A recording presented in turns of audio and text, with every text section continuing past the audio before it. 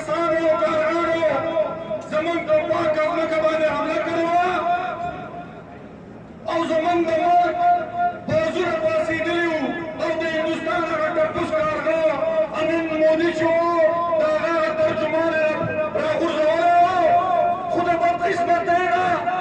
د ملک په دارالخلافه د ملک په چاره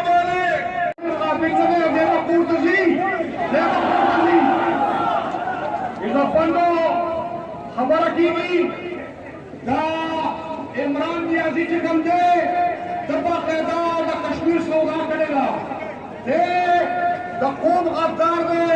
دی د قوم ډاکو دی عزتمندو منګه مولانا فضل الرحمان صاحب ته او د سیاسي نور لیډران چې کوم دي هغو ته موږ قرارګاه پیش کوو چې هغو نن په دې موقع باندې راوتلي دي او د دې عمران